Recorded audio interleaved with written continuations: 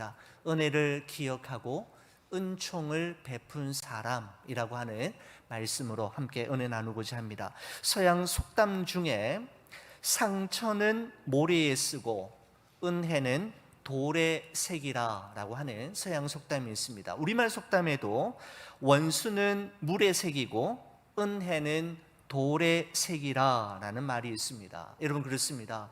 하나님으로부터 받은 은혜와 주위에 있는 사람들로부터 받은 고마움과 도움은 돌에 새겨서 오래오래 간직하고, 상처와 섭섭함은 모래에 쓰고 흐르는 물에 흘려보내서 빨리빨리 잊을 수만 있다면 우리의 마음과 생각은 너그러워지고 또 넉넉할 뿐만 아니라 우리의 마음은 늘 행복함을 유지할 수 있겠다라는 생각이 들었습니다. 신명기 말씀에 보면 이런 말씀이 있죠. 내가 먹어서 배부르고 아름다운 집을 짓고 거주하게 되며 또 내 소와 양이 번성하며 내 은금이 증식되며 내 소유가 다 풍부하게 될 때에 내 마음이 교만하여 내 하나님 여호와를 잊어버릴까 염려하노라. 내 하나님 여호와를 기억하라 라는 말씀이 있습니다. 내 하나님 여호와의 무엇을 기억하라 라는 말일까요? 바로 하나님께서 베푸신 은혜와 하나님께서 나와 우리 가정에 행하신 일들을 기억하라, 잊지 말라라고 말씀하고 있습니다. 우리는 사무엘하 9장의 말씀을 보면서 하나님의 은혜를 기억하고 은총을 베푸는 삶을 살았던 다윗을 만나게 됩니다. 사무엘하 9장은 1절에 이런 말씀으로 시작이 됩니다. 여러분, 성경책을 한번 보시기 바랍니다. 다윗이 이르되 사울의 집에 아직도 사람이 없느냐? 내가 요나단으로 말미암아 그 사람에게 은총을 베풀리라 하니라 라고 말씀하고 있습니다. 여러분, 고대 역사에 의하면 새로운 왕이 등극하고 새 왕조가 세워지면 새 왕이 가장 먼저 하는 일은 옛 왕의 친인척들과 옛 왕을 따르던 모든 국내 대신들을 모조리 숙청하는 일이었습니다. 왜냐하면 새로운 왕조를 세우는데 그들이 도움이 되기보다는 오히려 걸림돌이 될 확률이 많고, 또 반역과 모반에 꾀할 수 있는 가능성과 기회를 아예 차단해 버리기 위해 새 왕이 되면 옛 왕의 친인척들과 옛 왕을 따르는 모든 국내 대신들을 한꺼번에 숙청하는 일은 일반적으로 있었던 이야기임을 역사가 우리에게 전해주고 있습니다. 여러분, 하지만 다윗은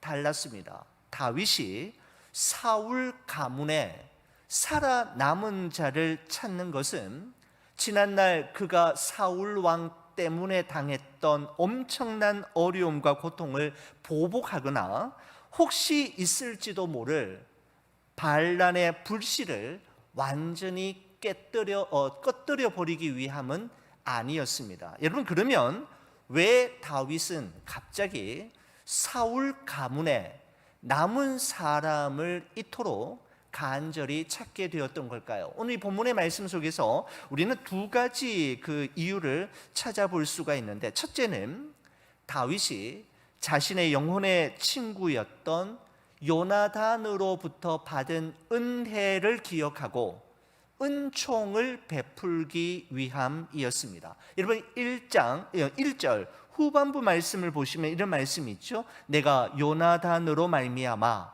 그 사람에게 은총을 베풀리라 라는 말씀이 있음을 보게 됩니다. 바로 자신의 영혼의 친구와 같았던 요나단으로부터 받은 은혜를 기억하고 그 요나단으로 말미암아 은총을 베풀 사람을 찾기 위해서였습니다.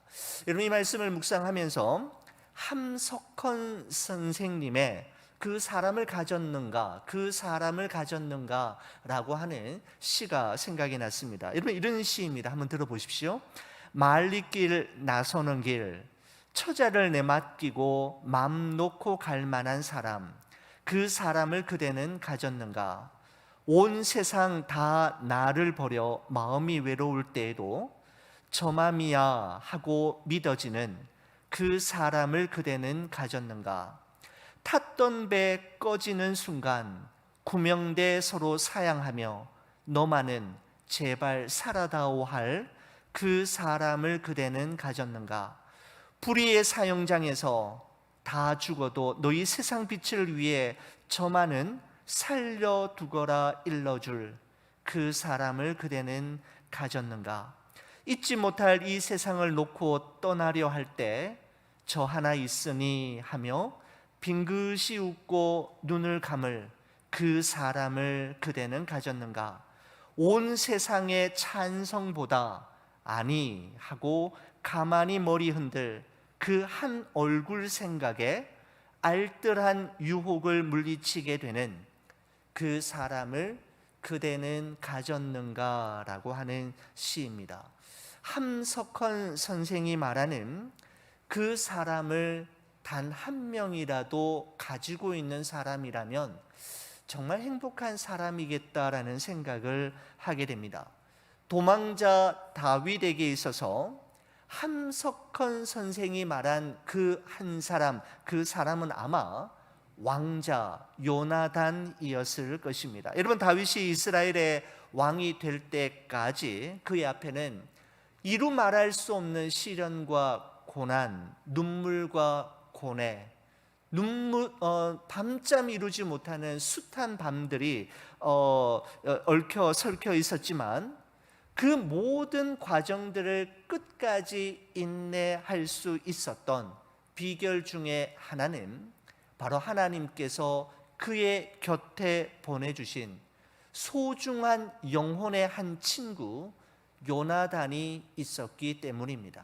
그에게는 그 사람이 있었던 것입니다. 여러분, 다윗이 사울 왕의 미움을 받아 죽음의 위기를 맞이할 때마다 친구 요나단에게 자신의 처지와 형편을 주저함 없이 나눌 수 있었던 것은 요나단이 힘을 가진 왕의 아들이었기 때문이 아니라 요나단은 자신의 이야기를 귀담아 들어주고 진심으로 공감해주며 함께 기도해줄 영혼의 친구 요나단이라는 사실을 믿어 의심치 않았기 때문입니다. 다윗에게는 그 사람이, 그 친구가 있었던 것입니다. 바로 다윗에게 요나단은 자신을 알아주는 친구였습니다. 그렇습니다. 사람은 자신을 알아주는 사람, 자신을 인정해 주는 사람에게 자신의 마음을 열고 마음속 깊은 이야기를 꺼내놓을 수가 있게 되는 것이죠.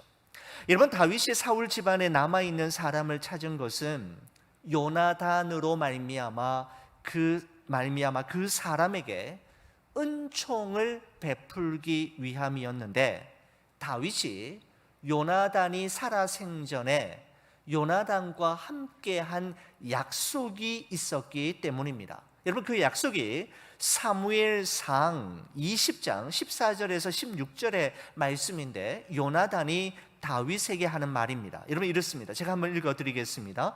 너는 내가 사는 동안에 여호와의 인자하심을 내게 베풀어서 나를 죽지 않게 할 뿐 아니라 여호와께서 너 다윗의 대적들을 지면에서 다 끊어버리신 때에도 너는 내 인자함을 내 집에서 영원히 끊어버리지 말라 하고, 이에 요나단이 다윗의 집과 언약하기를 여호와께서는 다윗의 대적들을 치실지어다 하니라 라고 되어 있습니다. 여러분, 이 말은 다윗이 모든 대적들을 물리치고 드디어 이스라엘의 왕이 되었을 때 요나단의 후손을 기억하고 끝까지 지켜주고 돌보아 줄 것을 요나단이 다윗에게 부탁하는 말이었습니다. 다윗은 자신이 사울 왕을 피해 도망 다니던 도망자 시절에 요나단과 했던 약속을 그가 왕이 된 이후에도 변함없이 지킬 줄 아는 신실한 사람이었음을 볼 수가 있습니다. 바로 다윗이 사울의 집안 사람들을 그토록 열심히 찾았던 이유는 그를 제거함으로 반란의 불씨를 꺼뜨리기 위함이나 사울 왕으로부터 받았던 모욕과 멸시를 보복하기 위함이 아니라 요나단과 맺었던 약속을 지키기 위함이었습니다. 여러분, 다윗이 사울의 집안에 아직도 남아있는 사람을 찾은 두 번째 이유는 요나단뿐만 아니라 하나님의 은혜를 기억하고 은총을 베풀기 위해서였습니다. 자, 오늘 본문의 3절의 말씀을 보시면 이런 기록이 있습니다. 왕이 이르되 사울의 집에 아직도 남은 사람이 없느냐? 내가 그 사람에게 하나님의 은총을 베풀고자 하노라 하니 라고 되어 있습니다. 여러분, 다윗은 사울 왕 가문의 사람을 끝까지 찾아내어서 앞서 말씀드린 대로 반역과 반란의 불씨를 꺼뜨리기 위함이 아니라 바로 그 사람에게 하나님의 은총을 베풀기 위해서라고 이야기합니다. 여러분, 왜 다윗은 그 사람에게 하나님의 은총을 굳이 베풀려고 했던 걸까요? 그 이유는 다윗은 자신이 이스라엘의 왕이 된 것은 하나님의 은혜임을 기억하고 있었고 하나님의 은혜로 가능하게 되었음을 알고 있었기 때문입니다. 여러분, 사무엘하 5장 12절 말씀에 보면 다윗의 이런 고백이 기록되어 있습니다. 다윗이 여호와께서 자기를 세우사 이스라엘 왕으로 삼으신 것과 그의 백성 이스라엘을 위하여 그 나라를 높이신 것을 알았더라 라고 되어 있습니다. 여러분, 주어와 동사가 어떻게 되냐면 다윗이 알았더라 라고 되어 있습니다. 무엇을 알았을까요? 다윗은 두 가지 사실을 분명하게 알고 있었는데, 첫 번째는 자기를 세우사 이스라엘의 왕이 되게 하신 분과 이스라엘을 높이시고 이스라엘을 강하게 만들어 주신 분이 자기 자신이 아니라 하나님이심을 알고 있었다라고 말씀하고 있습니다. 그렇습니다. 내가 한 일이 아니라 하나님이 하신 일이며, 즉 내가 이루어낸 일이 아니라 하나님의 은혜로 이루어진 일임을 기억할 때 우리는 하나님으로부터 받은 은혜를 다른 사람에게로 흘려보내는 은총을 베푸는 삶을 살아갈 수가 있게 되는 것이죠. 은총을 베푸는 삶은 은혜를 기억함으로 가능함을 말씀하고 있는 것입니다. 여러분, 정리하면 이렇습니다. 다윗이 사울의 후손을 끝까지 추적하여 찾고자 한 것은 지난날 다윗이 사울에게 받은 고난에 대한 복수를 하고 안갚음을 하려 하거나 장차 있을지도 모를 반란과 반역의 불씨를 아예 제거하기로 맘먹었기 때문이 아니라, 오히려 다윗은 자기를 왕으로 세우신 하나님과 그 하나님께서 자신에게 보내신 소중한 친구인 요나단을 통해 받은 놀랍고 값진 은혜를 기억함으로 은총을 베풀기 위해서이었습니다. 은혜를 기억하는 자만이 은총을 베푸는 삶을 살아갈 수가 있게 되는 것이죠. 사랑하는 성도 여러분, 이 세상에 당연한 것은 아무것도 없습니다. 그저 당연하다고 느낄 뿐입니다. 당연하다라고 생각하는 순간 우리는 감사와 행복을 잃어버리게 되고 오만함과 무례함의 우를 범하게 됩니다. 오늘 내가 누리고 있는 이 모든 것들은 당연한 것이 아니라 하나님의 은혜이며 누군가의 희생과 수고의 결과로 나에게 주어진 것임을 기억해야 하는 것이죠. 그렇습니다. 은혜를 기억할 때 우리는 은총의 사람, 은총을 다른 사람들에게 베풀고 흘려보내는 축복의 통로로 살아갈 수가 있게 되는 것입니다. 여러분, 그래서 다윗이 찾아낸 사람이 누구였습니까? 본문 6절이 그 사람이 누구였는지를 우리에게 말씀합니다. 사울의 손자 요나단의 아들 무비보셋이 다윗에게 나와 그 앞에 엎드려 절하매 다윗이 이르되 무비보셋이여 하니 그가 이르기를 보소서 당신의 종이니이다 라고 말씀하고 있습니다. 사울의 가문 중에 마지막으로 살아남은 딱 한 사람이 있었는데 바로 요나단의 아들인 무비보셋이었습니다. 여러분, 요나단의 남은 아들 이 무비보셋에 대한 설명하기를 3절 하반부에 보시면 이렇습니다. 시바가 왕께 아뢰되 요나단의 아들 하나가 있는데 다리 저는 자니이다 하니라 라고 되어 있습니다. 다리를 저는 남은 아들이 하나 있다라는 것이죠. 13절 하반부에도 보시면 이렇게 되어 있습니다. 그는 두 발을 다 절더라 라고 말씀하고 있습니다.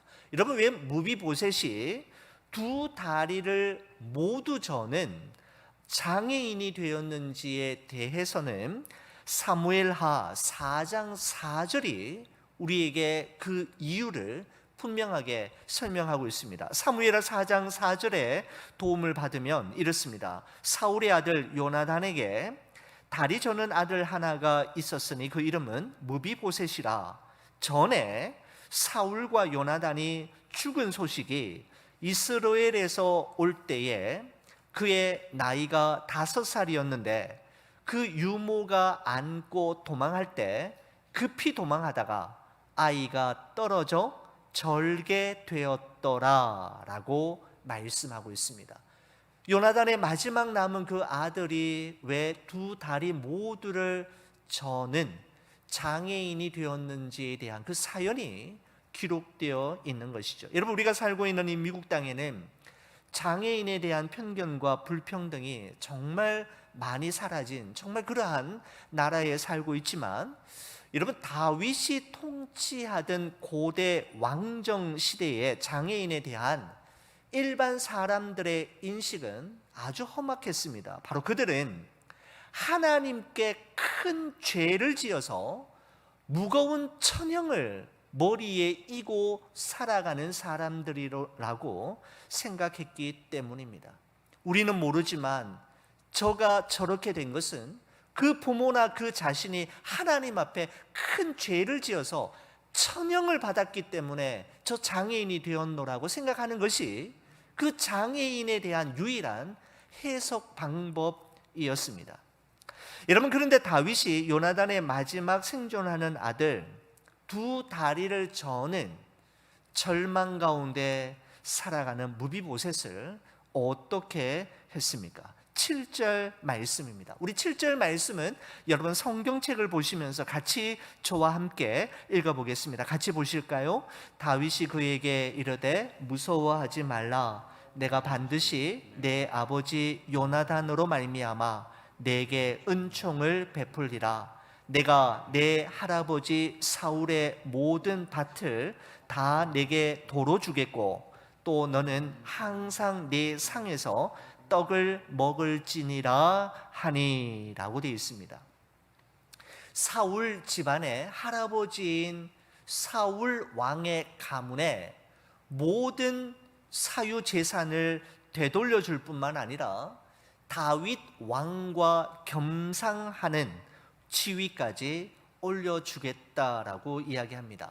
여러분, 왕의 상에서 함께 먹도록 허락했다라고 하는 이 표현이 여러분 10절 마지막 절에도 보면 이렇게 기록되어 있습니다. 무비보셋은 항상 내 상에서 떡을 먹으리라. 11절 마지막에도 보시면은 무비보셋은 왕자 중 하나처럼 왕의 상에서 먹으니라. 13절에도 보십시오. 무비보셋이 항상 왕의 상에서 먹음으로 라고 되어 있습니다. 여러분, 히브리인들의 관습에서 볼 때 같은 식탁에서 같이 식사를 하는 것은 너는 내 가족이다라는 것을 의미하는 것이고 우리는 한 가족임을 이야기하는 것입니다. 여러분, 무비보셋이 이처럼 상상도 하지 못했던 놀라운 은총을 경험할 수 있게 된 것은 자신이 노력했기 때문입니까? 자신이 수고의 결과로 얻어낸 것이었습니까? 아닙니다. 전적으로 다윗이 그에게 베풀어 준 은총의 결과이었습니다. 다윗은 지난날 죽음의 그림자가 자신을 따라다니던 두려웠던 시절에 친구 요나단으로부터 통해 받은 은혜와 목동 출신의 보잘것없는 자신을 왕으로 세워주신 하나님의 은혜를 기억하고 이제 자신이 가진 힘과 기회를 은총을 베푸는 도구로 사용하고 있는 것을 볼 수가 있는 것이죠. 여러분, 요한복음 13장에 보면 예수님께서 십자가를 지시기 전에 제자들과 함께 최후의 만찬을 함께 하셨습니다. 그 마지막 식사를 하시기 전에 예수님께서 특별한 행동을 하셨지요. 허리에 수건을 동이시고 제자들 앞에 예수님이 무릎을 꿇으신 후에 그들의 제자들의 발을 씻어주셨습니다. 그 발을 씻어주시면서 예수님이 이렇게 말씀하셨습니다. 내가 주와 또는 선생이 되어 너희 발을 씻었으니 너희도 서로 발을 씻어주는 것이 옳으니라 라고 말씀하셨습니다. 자, 여러분 잘 보십시오. 예수님께서는 내가 너희 발을 씻겨 주었으니 너희는 내 발을 씻겨 달라 이렇게 말씀하신 것이 아니라 내가 너희 발을 씻어 주었으니 너희는 서로 발을 씻어 주라라고 말씀하셨습니다. 내가 너 발을 씻어 주었으니 너도 내 발 씻겨 달라는 게 아니라 내가 너희에게 이렇게 한 것처럼 너희도 서로 그렇게 발을 씻어 주는 것이 옳다고 하셨습니다. 바로 예수님께서는 우리가 예수님을 통해 받은 은혜와 사랑을 자기 자신만이 간직하고 독점하는 것이 아니라 다른 사람들과 함께 나누고 흘려 보내기를 원하셨던 것입니다. 여러분, 고인 물이 썩고 악취를 내듯이 고인 은혜 또한 썩고 악취를 내는 것입니다. 우리의 문제는 하나님의 은혜가 부족하기 때문이 아니라 하나님으로부터 받은 은혜를 흘려보내지 않고 나누지 않고 나만 간직하려 할 때 그 은혜는 썩고 냄새가 나고 사람들의 눈살을 찌푸리게 만드는 것이죠. 사랑하는 우리 교회 여러분, 여러분과 저의 삶이 하나님의 은혜를 항상 기억함으로 다른 사람에게 은총을 베푸는 삶을 살아가시기를 우리 주의 이름으로 간절히 축원을 드립니다. 오늘 이 본문의 말씀을 우리가 마치면서 저는 특별히 5절 말씀이 제 마음에 아주 의미 있게 특별하게 다가왔습니다. 여러분, 5절 말씀을 함께 보실까요? 5절 말씀에 보면 이렇습니다. 다윗 왕이 사람을 보내어 로드발 암미엘의 아들 마길의 집에서 그를 데려오니, 누구를 데려왔다고요? 무비보셋을 데려왔다라고 되어 있습니다. 여러분, 거기 보시면 로드발이라고 하는 단어가 나오는데, 여러분, 이 로드발은 무비보셋이 그 당시 머물고 있었던 지역, 도시의 이름을 의미하는데 어떤 의미를 가지고 있느냐 하면 목초지가 없는, 목초가 없는 황량한 광야라고 하는 의미입니다. 다윗은 아무도 없고 정말 아무것도 존재하지 않는 이름 모를 광야 로드빌에서 평생 자신의 장애를 탓하며 절망 가운데, 흑암 가운데 살아가고 있는 무비보셋을 왕궁으로 데려와서 그의 할아버지인 사울의 모든 유산을 돌려주었을 뿐만 아니라 왕의 식탁에서 함께 식사할 수 있는 특권을 주었습니다. 여러분, 이 모든 일은 다윗이 무비보셋을 부르고 데리고 옴으로 가능해진 일이었습니다. 여러분, 저는 이 말씀이 우리가 받은 구원을 설명하고 있다라고 생각이 되었습니다. 여러분, 우리가 어떻게 하나님 앞에 나올 수 있게 되었습니까? 우리가 어떻게 하나님으로부터 구원받은 자가 될 수 있었습니까? 여러분, 요한복음 6장 65절 말씀에 보면 이런 말씀이 있습니다. 우리 이 말씀 저와 함께 같이 한번 읽어 보시겠습니다. 또 이르시되 그러므로 전에 너희에게 말하기를 내 아버지께서 오게 하여 주지 아니하시면 누구든지 내게 올 수 없다 하였노라 하시니라 라고 기록하고 있습니다. 내 아버지께서 오게 하여 주시지 아니하시면 누구든지 내게 올 수 없다. 여러분, 이 말씀을 세번역 성경이 어떻게 번역하고 있는가 제가 살펴보았는데 이렇게 기록하고 있습니다. 예수께서 또 말씀하셨다. 그러므로 내가 너희에게 이르기를 아버지께서 허락하여 주신 사람이 아니고는 아무도 내게로 올 수 없다고 말한 것이다 라고 기록하고 있습니다. 여러분, 그렇습니다. 여러분과 제가 하나님을 예배하는 자가 되었고 하나님의 구원받은 백성이 될 수 있었던 것은 우리 스스로가 결단하고 결심함으로 가능해진 것이 아니라 그 배후에 하나님의 부르심과 하나님의 오게 하심과 하나님의 허락하심과 하나님의 은혜가 그 배후에 있었기 때문에 가능함을 우리에게 말하고 있는 것입니다. 여러분, 그래서 다윗이 무비보셋을 부르고 무비보셋이 다윗 왕 앞으로 오게 된 말씀을 통해 성경은 우리가 받은 구원이 어떻게 가능하게 되었는지를 말씀하고 있는 것이죠. 그렇습니다. 우리의 삶은 하나님의 은혜가 아니면, 하나님의 도우심이 아니면 설명될 수 없는 삶, 설명할 수 없는 삶입니다.